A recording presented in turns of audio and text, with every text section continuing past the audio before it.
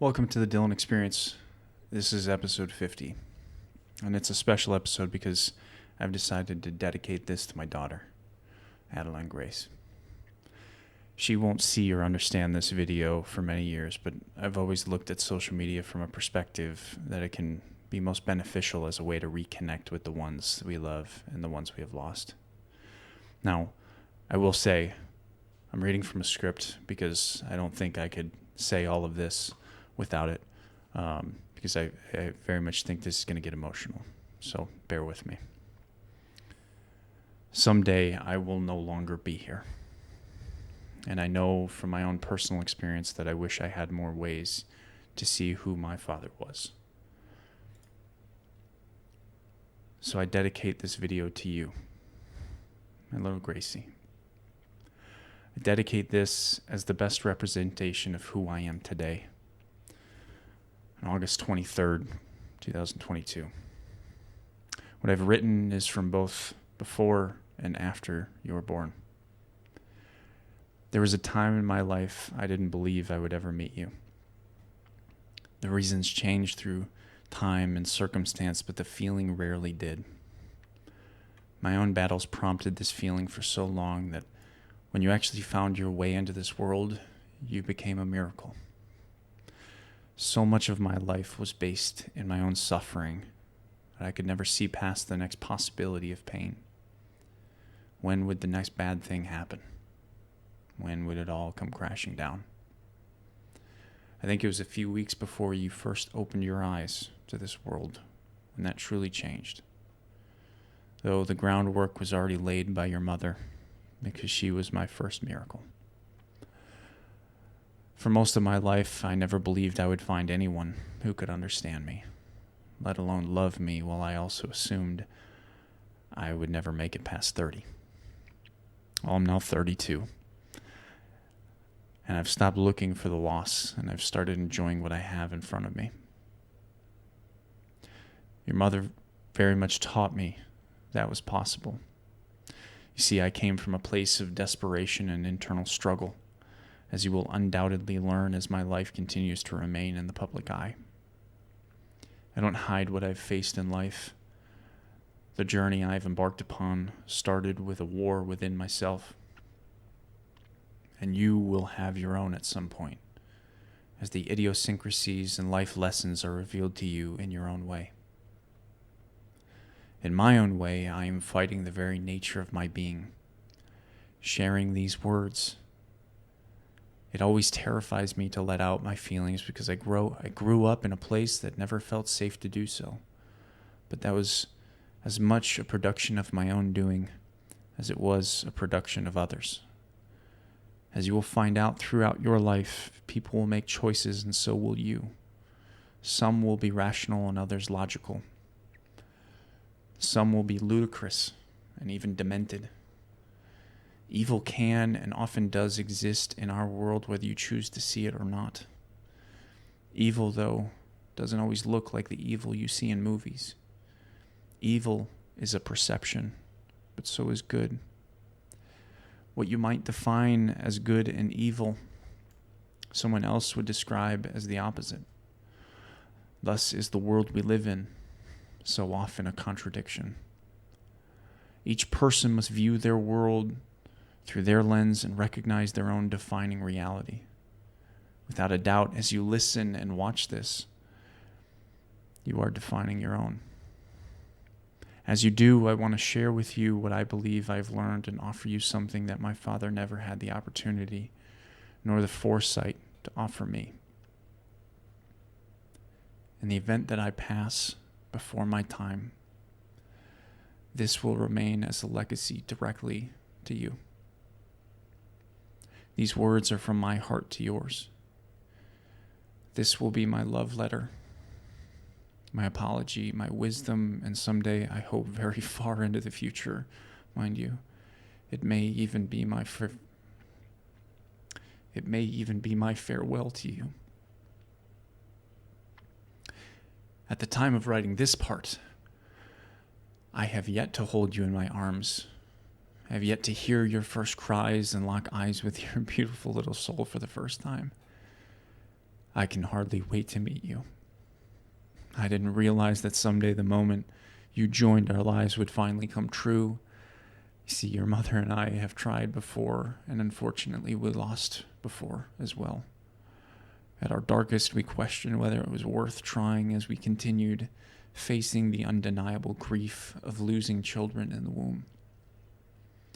The pain is unexplainable, and I imagine someday you may feel the very same pain and confusion we both felt as we navigated our way to you.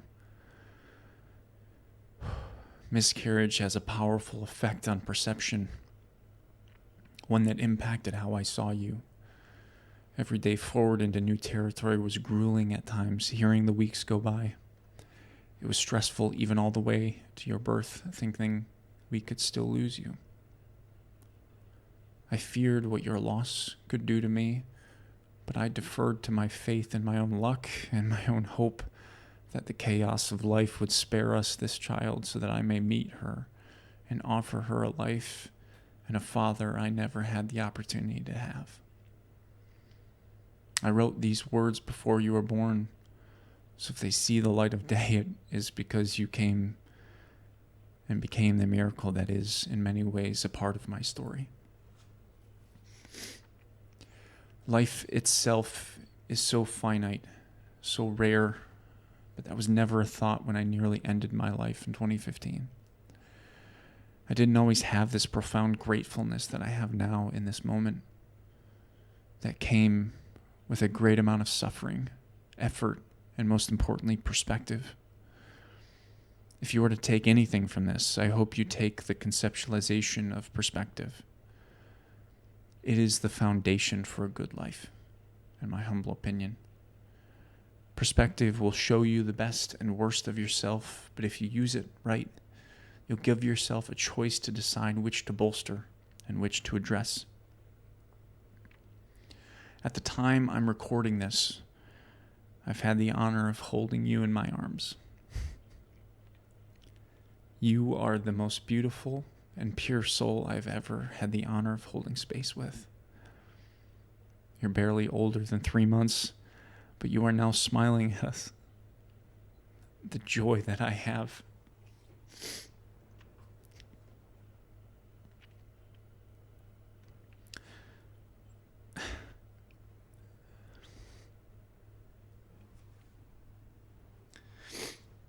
The joy that I have when I look at us with that beautiful, toothless smile is uncontrollable. You are so full of life when you are awake, so curious to the point that you don't like being chest to chest very often. I found that holding you with your back to my chest makes you the most comfortable. You love to see the world. I like to think that you're like me, where you like having your back against something safe so you can remain vigilant. Maybe I'm wrong. Nonetheless, your eyes are always searching and observing. I think you get that from me. Your strength is absolutely incredible. I remember sitting in the back seat with you one day when you were having a rough day. I think it was probably around when you were 1 month old. I gave you just one of my fingers because your hand was so little, and you held it with white knuckles for the entirety of our 30-minute car drive, just staring at me. You stared at me the whole time, and I wonder if it was me that helped you remain calm or not. I often hold you under the arms and let you stand holding your own weight, even at 1 and 2 months, and I can easily see that you give everything to keep standing, but in the end you succumb to your own underdeveloped muscles. What's always so incredible to me is that you keep trying. You don't know how to give up. And I hope I am able to nurture that part of you that keeps the fight alive when you have no will to keep going. Maybe it's genetic. Maybe I won't have to work that hard to help with that one, but who knows? Who knows these things? I certainly don't. By the time you watch this, and more so understand this, you will be watching a younger version of the man you now see as your father. This man that I am now is not who I will one day become. In the many adventures to come, I will learn so very much. I will have learned the easy lessons and the hard ones. I will learn them my way, just as I will try to let you learn your own way. My stubbornness has made way for yours, but my way has not always been the best way. Know that the man you look at now will always look back and question whether he did it right or wrong.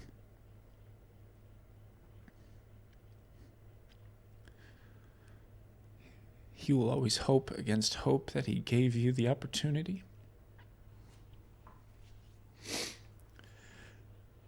to enjoy the passage of time that makes up your life.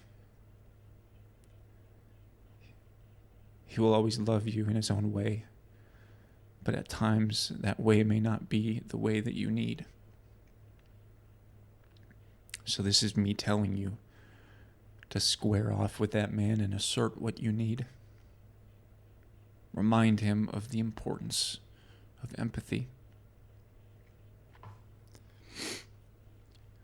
Your ability to express yourself will always be the most important thing to develop.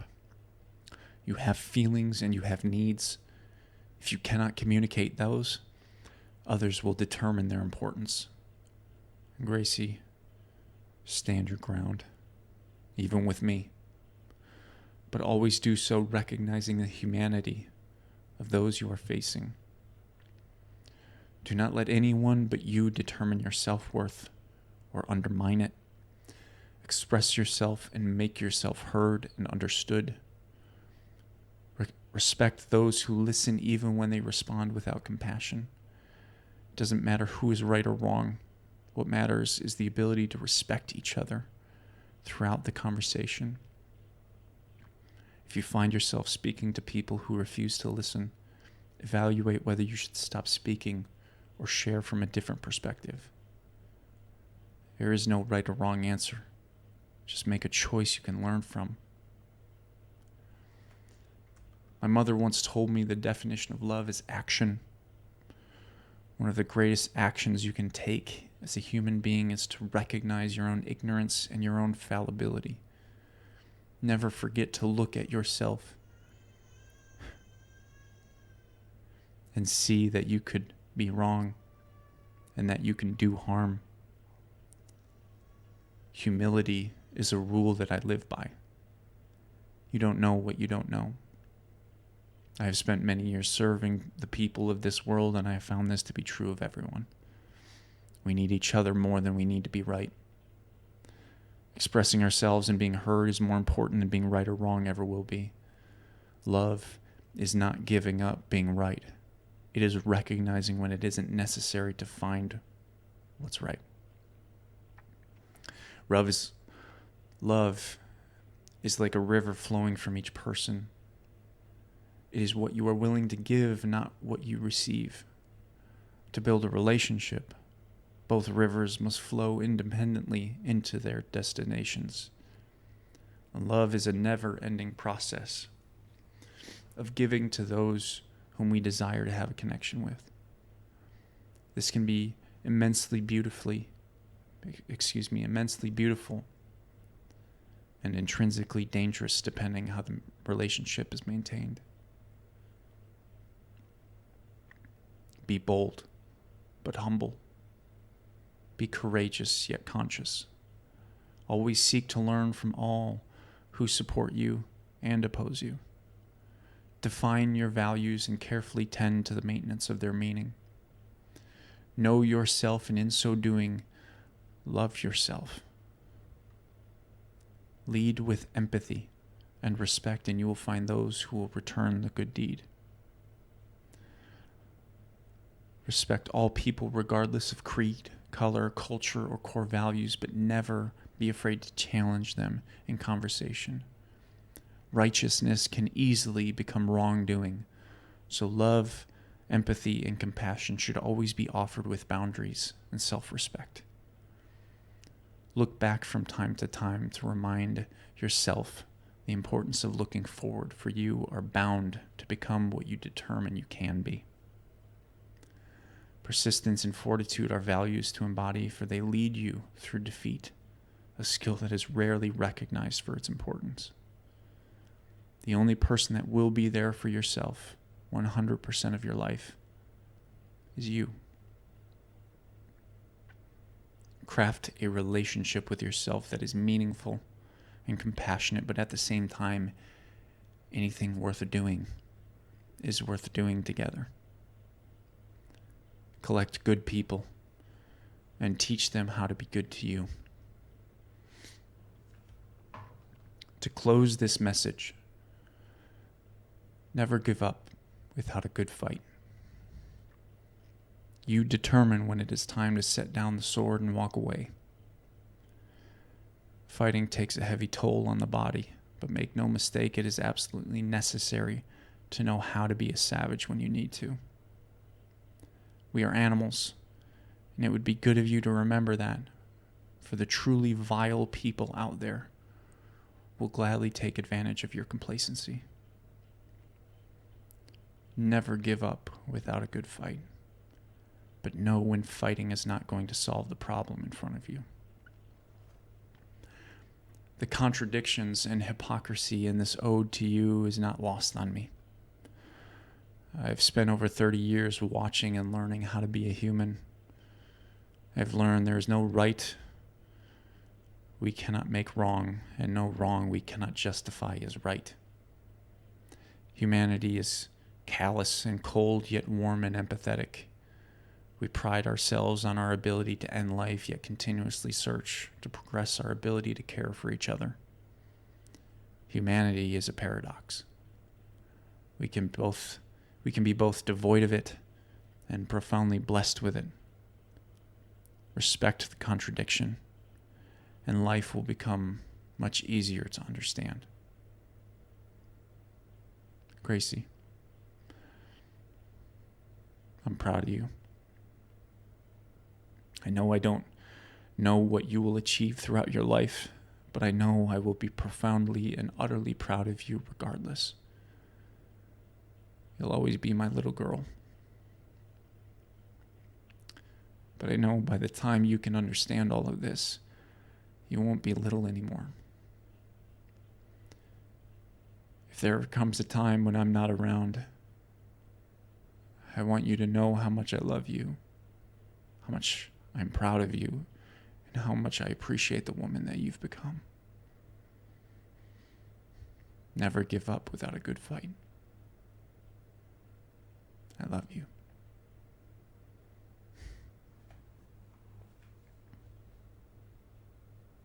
And that's it.